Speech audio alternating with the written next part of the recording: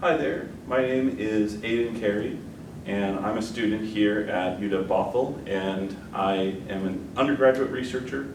My project was improving clinical fitting for cochlear implant or CI users with a MATLAB-based research interface tool.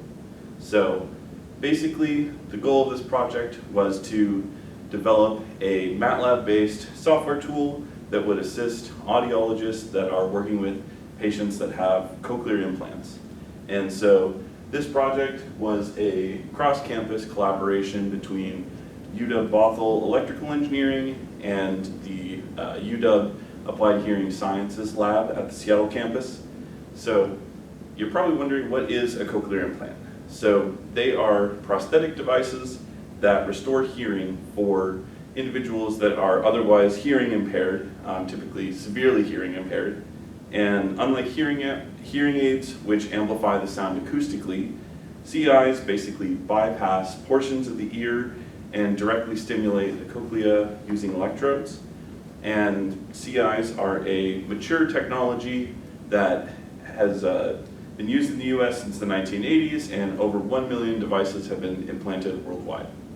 So the way they work is that incoming sound is converted into electrical pulses with a user profile called a map, and audiologists will adjust these maps through the process of clinical fitting using software that looks like this.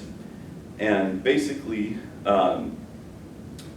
this is something where they would go into the clinic, they would adjust the settings, and then the CI user would leave and go about their day-to-day with their improved hearing.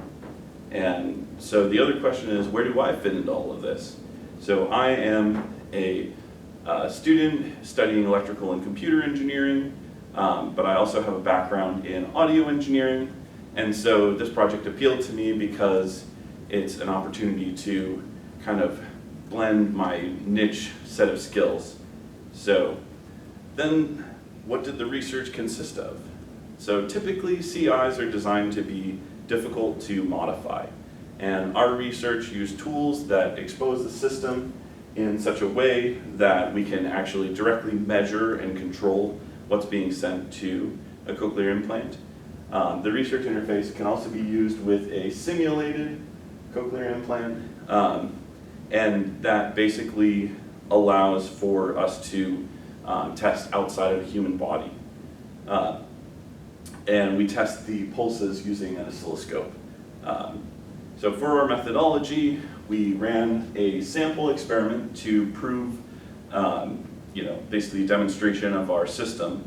And we had a patient that had a cochlear implant directly connect to the research interface.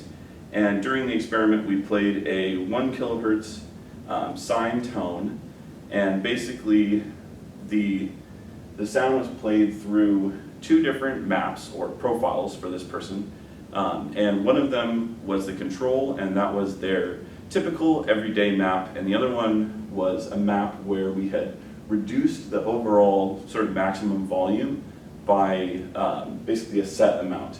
And so we asked them to guess which sound was which after playing it to them, and try to deduce which map it had been played through.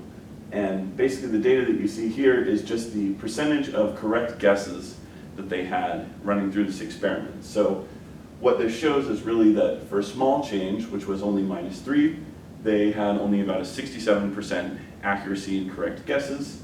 And as we go to larger and larger amounts of changes, the difference between the 2 sounds becomes more obvious, and their confidence of percentage of correct choices increases eventually up to 100% as the change becomes really drastic.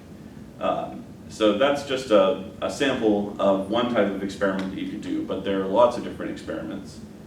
But basically using that proof of concept, we were just using a simple tone, and we're hopeful to move in the future to using actual speech and music audio, and the other path forward is conducting some clinical trials.